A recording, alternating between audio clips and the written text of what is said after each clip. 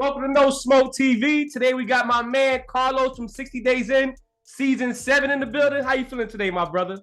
I'm doing good, man. Long day, but I'm here. I had to pull up on No Smoke TV for this interview. My guy, appreciate it. You causing a lot of trouble in the show, man. Yo, I'm not trying to. I mean, if that's what they saying, I'm not trying to cause trouble, but hey, it is what it is. They calling you the Abner of Season 7. Nah, man.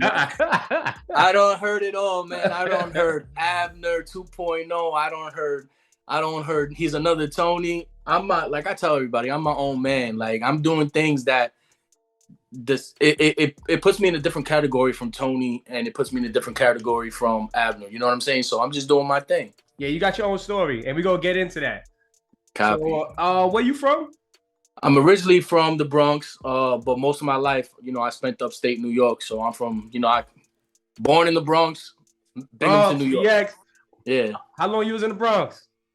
To about the age of 8, you know what I'm saying? And then from there, I was just upstate New York and been in Binghamton, New York since. Where did you start getting in trouble at in the Bronx? Well, you were too young to get in trouble in the Bronx. When you started getting to Binghamton? Yeah, when I got to Binghamton. Huh? It's rough out there? Nah, it's not. All right, so my journey and my story started in Middletown, New York. You know what I'm saying? My high school and middle school, elementary school and stuff like that.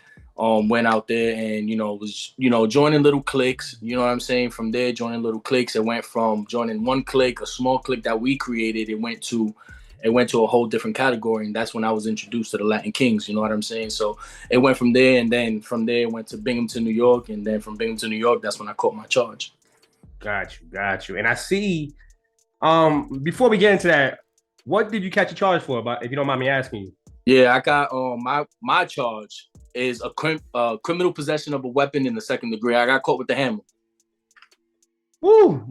And that was before New York changed the laws, right? With the gun. Yeah, that was before New York changed the law. So I got sentenced to 3.5 years, but that was before the new law kicked in, where you get a year for every bullet and like a mandatory, I think, 10 years for the gun and then a year per bullet. So I'm not happy that I caught the charge, but I'm glad that I caught it before that new law kicked in. Yeah, because you probably would have been doing some time in there. Bro. Oh, with a DJ K Slade my ass. And I see you had a life-threatening experience. Yeah. Can you get into that? Yeah. So basically, I joined the Latin Kings when I was a young age. You know what I'm saying? At the age of 15, I joined the Latin Kings. And throughout my life, I was the kind of person that what's right is right, what's wrong is wrong. You know what I'm saying? So I say this in all my interviews, not all Latin Kings are bad. You know what I'm saying? There's plenty of Latin Kings out there that are humble and they do their thing, and you know what I'm saying, about the community, and they trying to inspire to do better. But this group of Latin Kings out in Binghamton, New York, they turned a personal issue. I had a personal issue with one dude, and he went and turned it into a Latin King issue. You know what I'm saying? So instead of him addressing the issue with me on a one-on-one basis, he made it into a whole Latin King issue. So it's been years, and I was the kind of person like, yo, you can't put him to fight just because you want him to fight to prove himself. I don't believe in that. You know what I'm saying? So at the end of the day, when I got stabbed up, it was based off that personal issue that I had with that one individual, and he turned it into the Latin King issue. So I stepped into the club. And when I stepped into the club, there was no running, bro. Like, they seen me already. There was no, like, go in the club and then book it out. You know what I'm saying? Because at the end of the day, that makes me look like a bitch. You know what I'm saying? So I was like, you know what? Let's just 10 toes down. Let's just go address this issue. So I went, stepped into the circle, and it was like 17 of them. You feel me? Like, this group. Yeah, this group of Latin Kings. Yeah, this specific group is basically all family members. They all family members, blood family members. So, so I went, dressed them, and shit popped off. They hit me with a bottle, and then boom, boom, and ended up getting into a fight. In the process of getting into the fight, I was fighting the main dude that I wanted. You know what I'm saying? I didn't let him go, but in the process of me holding on to him and fighting him and scrapping it, getting it on with him, I was getting stabbed, and I didn't even know it. You know what I'm saying? Because the adrenaline was kicking in and all that, so I didn't even know it until somebody actually jumped on top of me, which was a dude from the gym. He jumped on top of me.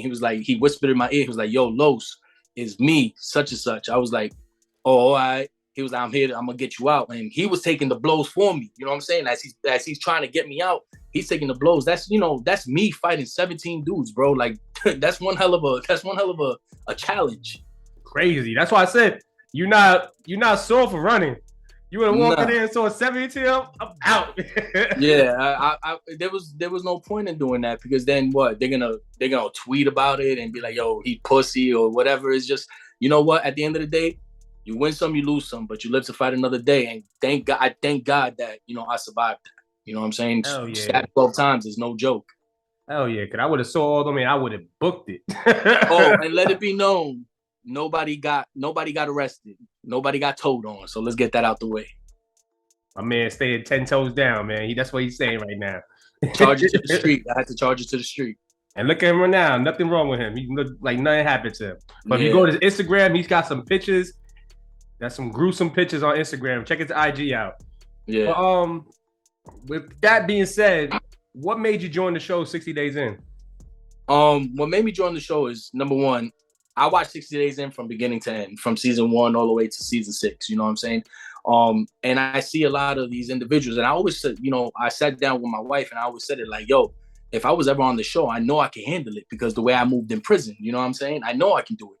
And then on top of that, when I did get stabbed and I was going through a mental crisis, I had to check in and everything. At that time, I reached out to Abner, you know what I'm saying? Because at the end of the day, me and Abner have similarities based off Latin Kings. So I reached out to him, and, I was a truck driver at that point, and I was over the road, and I'm like in my truck. I just checked out. I went straight back into a truck, and I'm like going crazy because the meds they put me on was like destroying me.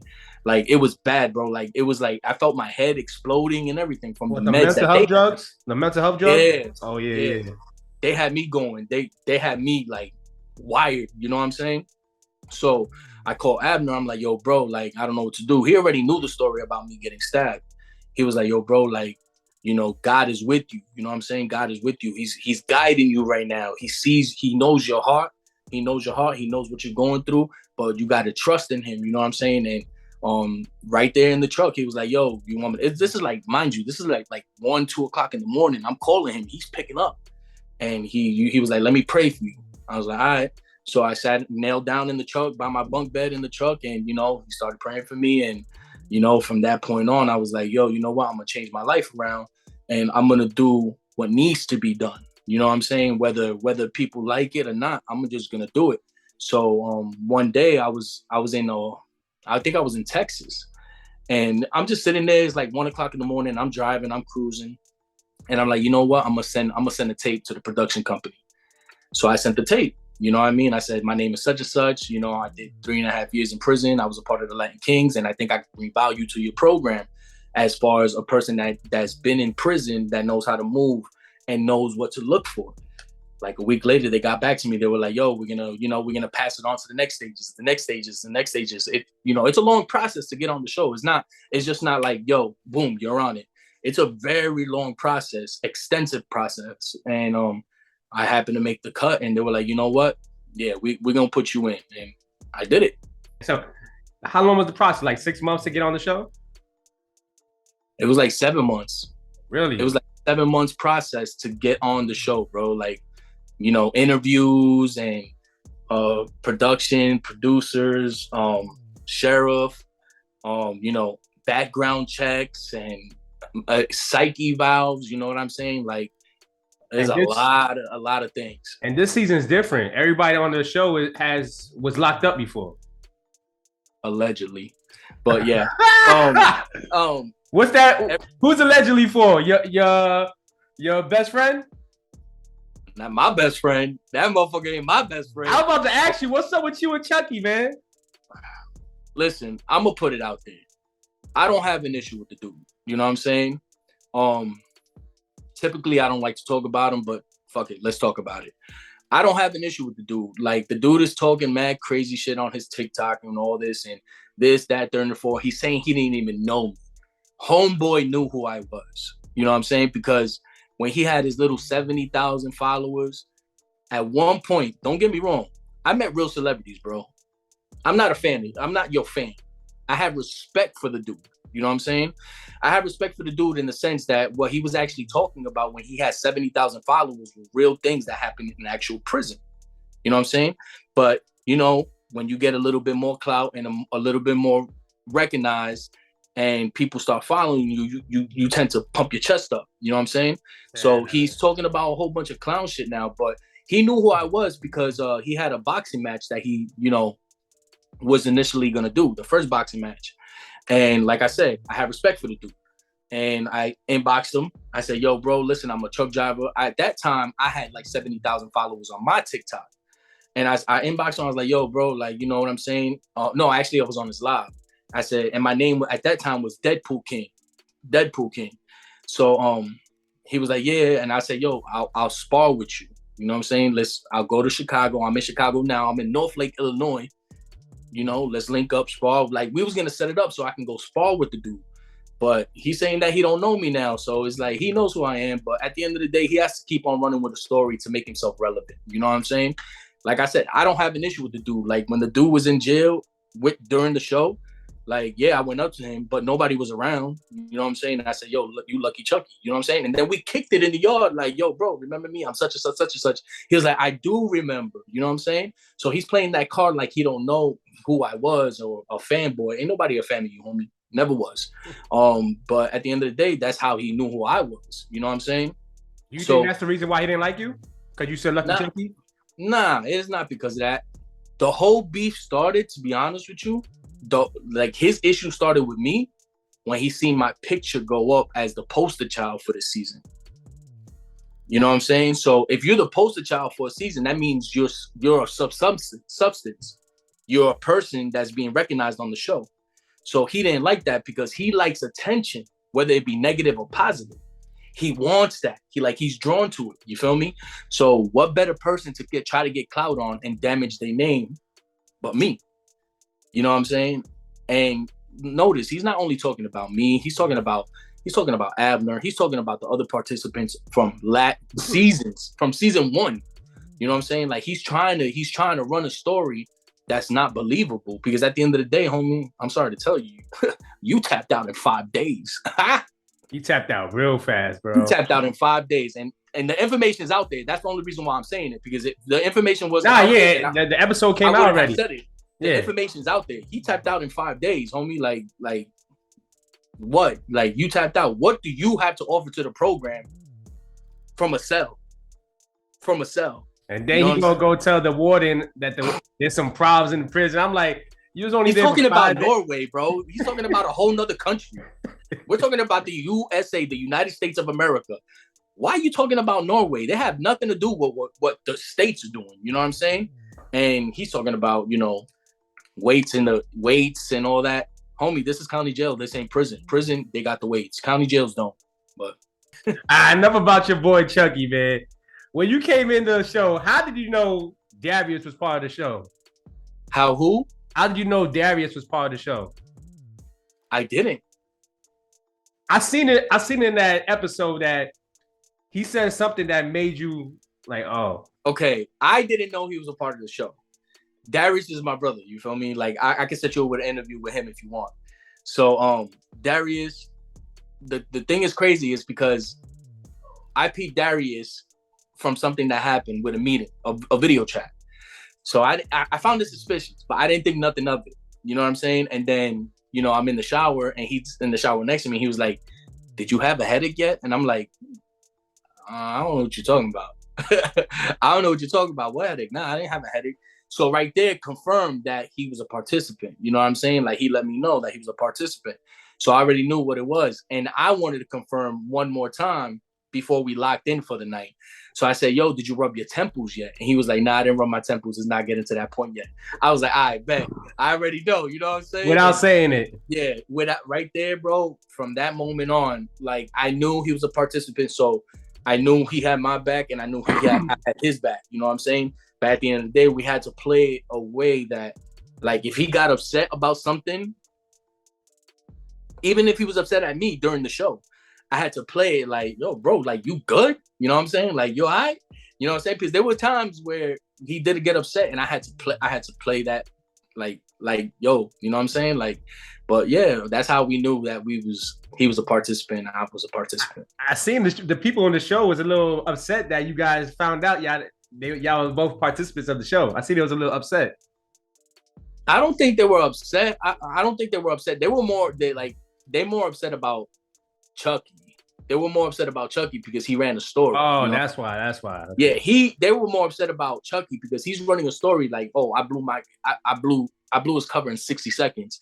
Like, homie, you're walking down the hallway like this, like you're tough. You know what I'm saying? But the moment you go in there, you fold. You folded. You know what I'm saying? And at the end of the day, if I really did blow his cover, don't you think they would have got him out of there within the first they wouldn't even let him make it to the second episode, 2 episodes. You know what I'm saying? They would have took him out of there right away. So obviously I didn't blow nothing because he stood there. He stood there, yeah.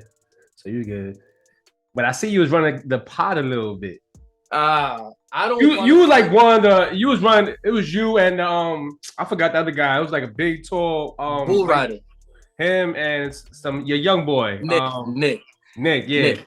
I see y'all was running the pod. And what made you write that statement for Nick? Cause you did time, so I know that's something you don't do. Nah, I knew you was gonna bring that up. And I'm gonna keep it a buck. I did that on purpose. And the reason why I did that on purpose is because the motherfuckers that shitted on me throughout my life, that stabbed me and was throwing dirt on my name, always had my name in their mouth. Snitch this, snitch that. Nigga, where's the paperwork? Where's the motherfucking paperwork? Because you guys always talking, but you never produce paperwork. So at that moment, I was like, you know what? Fuck it. Motherfuckers wanted to always sit there. I'm going to give them something to talk about now. Bing! And I did it. I did it just to be spiteful. Did anybody on the side, like, I know there's parts of the show that nobody showed. Did anybody come up to you about that? Like, on some real, like, what the fuck is what? No? No. I'm not, I don't want to sound cocky, but motherfuckers in there knew what time it was with me. Like, and they're not showing, the thing is, they're not showing everything. Trust me when I say dudes in there already knew what was up with me. I was the one stopping fights, bro. I was the one stopping fights. I was the one saying, all right, go ahead, fight. I was the one that,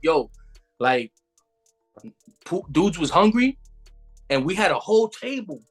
And we making a big ass burrito from one end of the table, like 6-7 feet long. Man, not to sound cocky, but at the end of the day, ain't nobody was gonna do nothing to me. I wasn't worrying about nobody. I see, man. You was about to fight your Celly in the beginning of the show. That's because he spoke too much. You know what I'm saying? And at the end of the day, like, there's a difference. Like, if me and you are face to face, you know what I'm saying? And we're talking, you be like, yo, bro, like, yo, chill out. You know what I'm saying? Like, chill, like, trying to, calm me down, like, but in a respectful manner. Yo, chill, bro, it's not that serious. Like, let it go. I will respect that. But there's a difference between, yo, chill, and then, yo, chill out. And give me that hand wave. You know what I'm saying? And then he wants to sit there and say he's 2 years older than me. That don't mean nothing to me. I flex on you just like I'm flex on anybody else. And you stop. I see when you say he started shaking a little bit, so you stop. Bro, if you watch the episode, if you go back to that episode, he was shaking. Like, I seen his lips. I was trying to see it, but I couldn't see him shaking. Yeah, because he was facing, so his back was towards the camera. But if you look at that episode again, he was calling for help without calling for help. So when he goes into the corner, when he goes sit on the desk, he looks up at the camera like this. He looks up at the camera. So everybody, all the inmates know there's cameras in the cells? Everybody knows there's cameras in the cells. Everybody knows there's cameras in the jails. But the thing is, what's being told to the inmates is not what it is. You know what I'm saying? Like, they're telling what's being said to the inmates is they're filming a documentary on recidivism. People going back to jail, first time in jail. It's like a documentary. It has nothing to do with 60 Days In. Them cameras were way in there way before we got there. You know what I'm saying? So they started that process. Gotcha. If anything, they started that process before we got there. So they already had the flow going. You know what I'm saying? So at the end of the day, like, that's what they told the inmates. Like, you got to sign a voucher.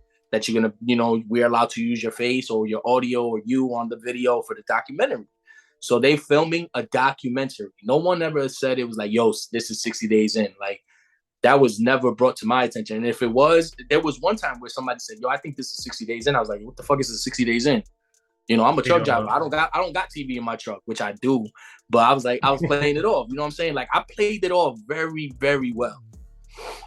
So nobody had, and that's based off experience. Nah, nobody suspected me at all. And what's up with you and Deshaun, man? You was sticking for him like every second. Was you like that when you did your bid before you did the show? When you did your 3.5, was you sticking up for people? I was sticking up for people. That just comes naturally to me. You know what I'm saying? Like, I'm a person that I don't like abuse. I don't like bullies.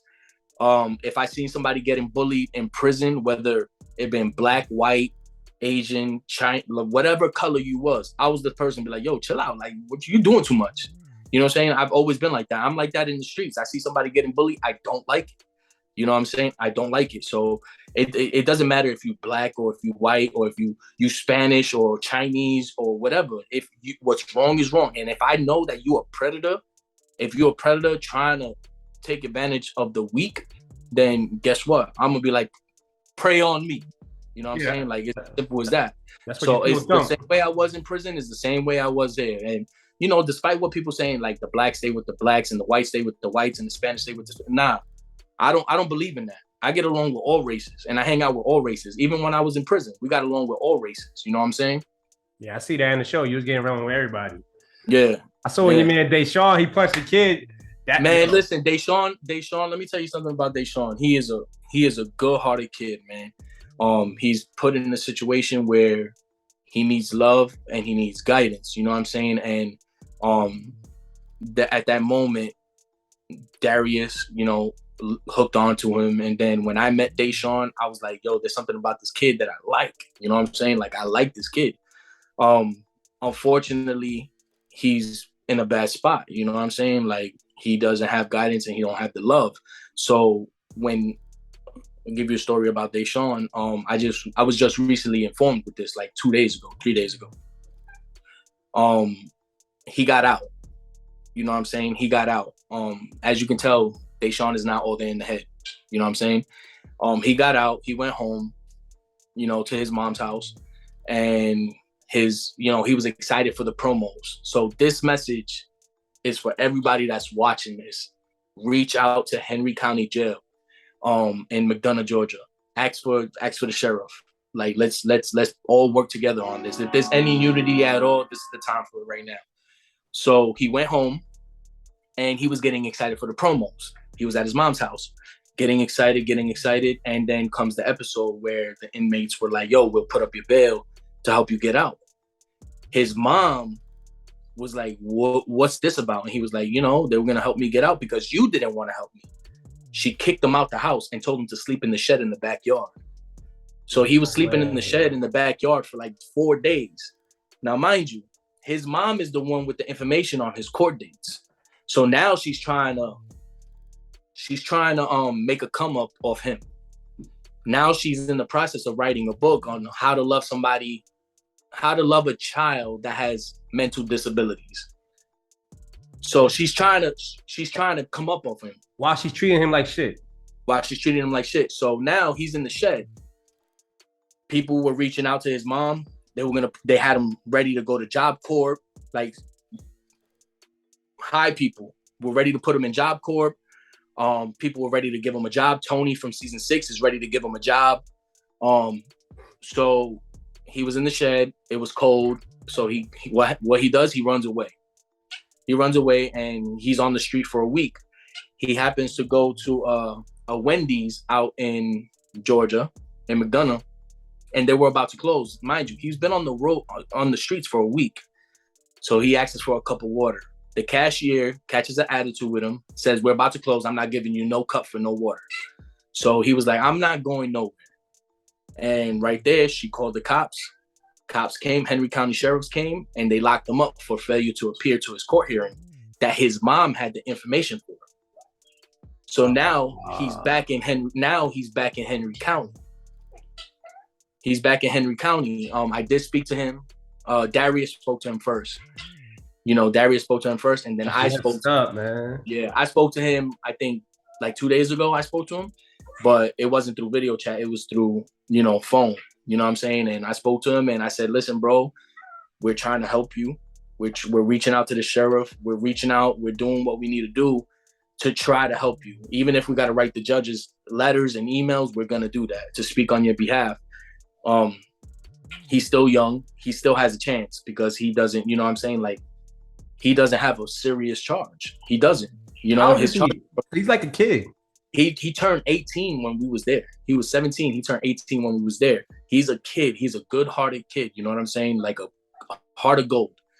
And we can help him. And if anybody's watching this video on No Smoke TV, reach out, and inquire about him, and let's do something for him because, he needs the help. As far as Nick, unfortunately, like, I would love to help that kid. You know what I'm saying? I do speak to him video chat, but he's not facing single numbers. He's facing double digits. So your boy Nick?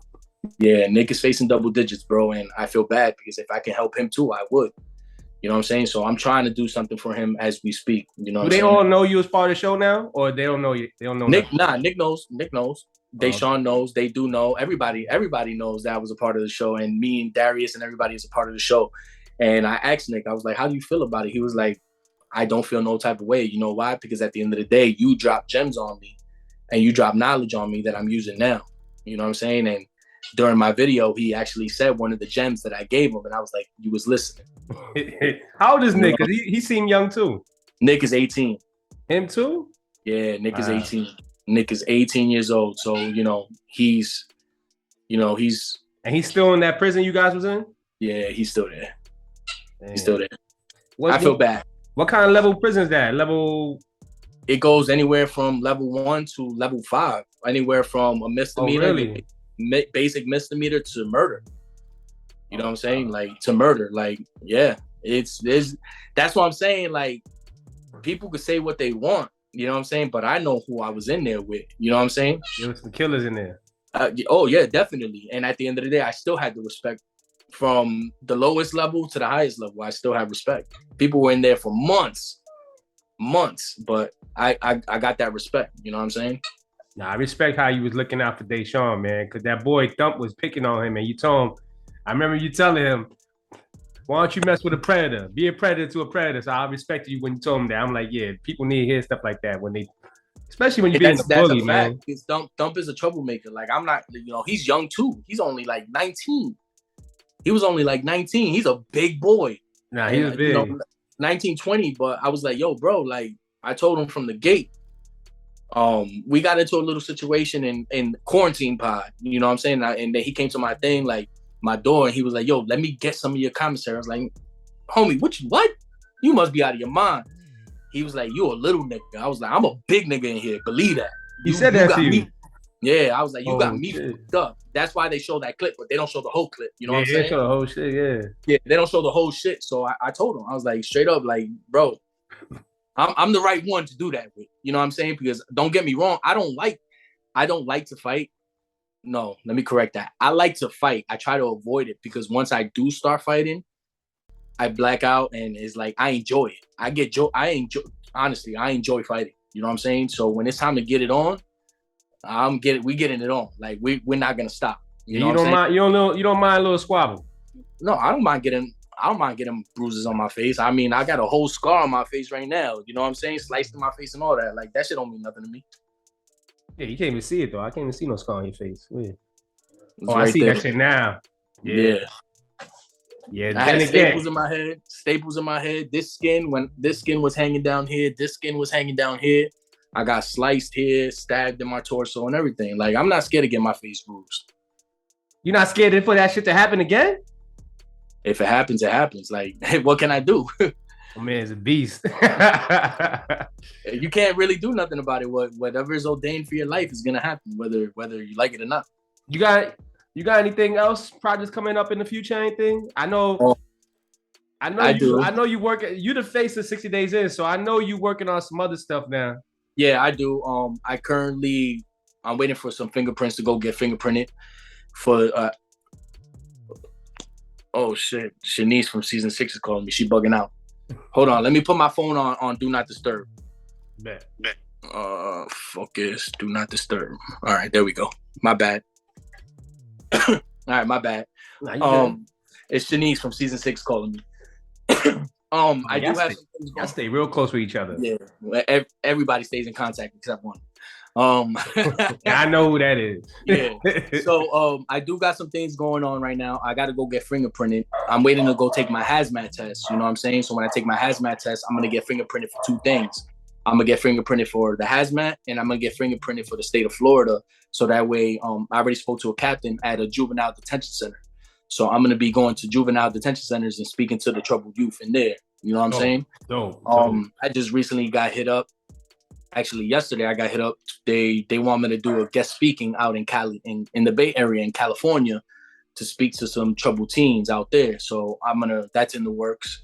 I spoke to Celebrity Boxing on Instagram. There you go. There you go. That's your level. That's your angle right there. Yeah, I spoke to Celebrity Boxing. I spoke to Damon. Shout out to Damon Fieldman out in Celebrity Boxing on Instagram. Me and him spoke, and eventually he's gonna put me in that ring. You know what I mean? So I can release some anger. You know what I'm saying? Put you and Chucky in there, man. Nah, never. He would never make money off me. Oh, so you wouldn't even box him? You wouldn't even give him that clout? I wouldn't even give him the attention. The time of day. The time of day. He's talking about he wants to box me now for $2,000. Like, bro. Like, nah, I'm good. I'm good because trust me when I say I'm good. Like, trust me when I say I'm good. Like, I'm not gonna fight you for $2,000 when I can fight another person for a bag. A real bag. A real bag. You know, I'm talking about something hefty. You know what I'm saying? So me and Damon from Celebrity Boxing have been chopping it up. So we're doing that. I got a couple offers for some movies to play the Spanish gangster dude that has a family man, but you know, a couple things like that. So, you know, I got some offers on the table. I'm not entertaining right now because obviously the show, but there's some things out in the works right now that, you know, that's gonna happen. And like I tell my wife and like I tell everybody, like if God places it in front of me, he's telling me that it's my time to do it. Yeah, man, I see big things in your future, man. You did a great job on the show. You was the face of it. And I see you doing some acting roles too, man. Like you said, playing a gangster role. You could do something like the that. Spanish gangster, like, you know what I'm saying? Like the essay or something like that. I can see you doing some shit like that. Hey, yo, 50, if you watching, I need your boy. Yo, 50, holla at me, bro. Trust me, I won't let you down. You heard him. Yeah. They gonna make you box your boy. Watch. They gonna make you box Abner.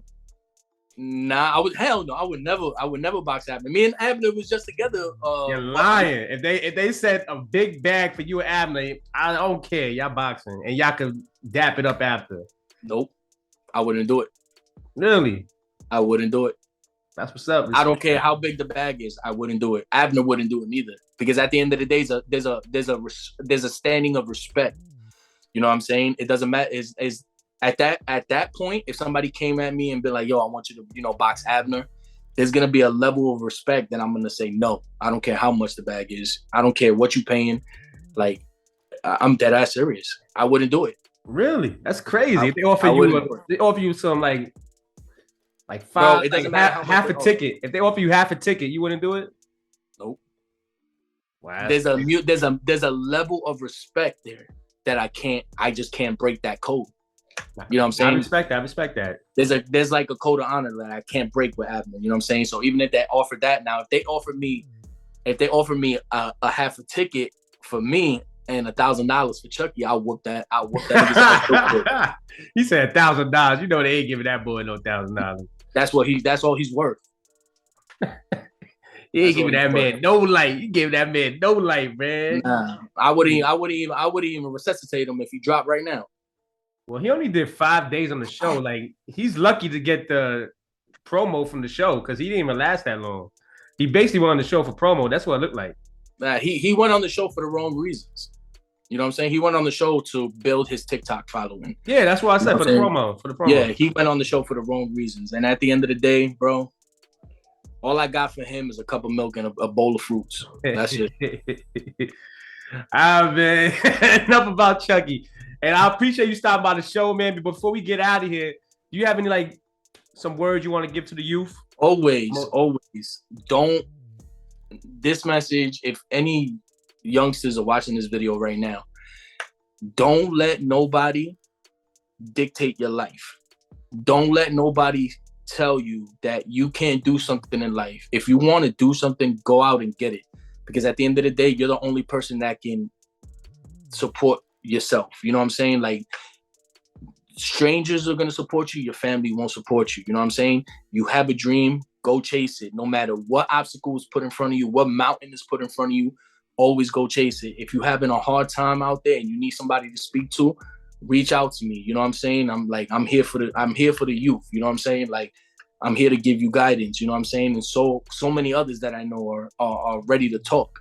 You know what I'm saying? And inspire you. And, you know, like at the end of the day, just do what you got to do. Education is number one. Remember that. You know what I'm saying? Education is number one. Get that high school diploma. Be something. Because at the end of the day, the streets don't love you. The streets don't love you. They love the fact of you, but they don't love you. You know what I'm saying? They like you walking these streets, but they won't love you. The streets will never love you.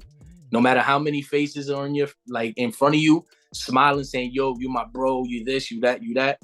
Remember, the same hand that salutes you is the same hand that can stab you. And that's a fact. And that's Carlos with some gems.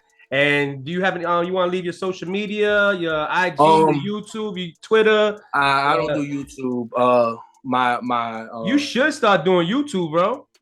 I'm too busy, seeing bro. you be talking in the truck. I'm like, yo, instead of uploading this on Instagram, you should just upload it on YouTube. I got so much stuff going on that is already too many platforms that I'm trying to keep up with. That YouTube is something that I have to actually sit down and find time to do. You know what I'm saying? I got you. But you can follow me on Facebook. My name is Carlos Jimenez or Jimenez Carlos, either one. My Instagram is The Real. That's DAREAL. The Real Carlo _Carlos 13. My TikTok is The Real Carlos 60 days in. And you can follow me on all platforms. And trust me, like right now, I'm getting pictures, from the show. I'm getting pictures from the show. If you a fan, hit me up on there. I'm not charging for the pictures, signed autograph pictures, and I'm sending them out for free. See that? So if you want an autograph picture, add him on IG. Hit him just let me know. Drop the Addy, and I already sent out 15. I got 15 I sent out today. I got 19 more pictures coming. And I got a whole bunch of messages, and I'm not charging for the pictures. You know what I'm saying? Like, I don't do that. Like other people charging for a bumper sticker just to get a signature. They charging $1,000 for a signature. How that sound? Who? Your boy? That's crazy. He charging for a bumper sticker, bro. Who do you think he is, man? That's crazy. He's out here thinking he Johnny Depp or something, but he respect to you, Carlos. Though you doing everything for free. You signing autographs. You sending people pictures. Respect to you, bro. And you dropping gems to the youth. So thank you. Much love, bro. I appreciate it. And thank you for stopping by the show. You know, we keep in touch, bro. We know I talk to you. Yeah, I'm out of here. We'll chop it up.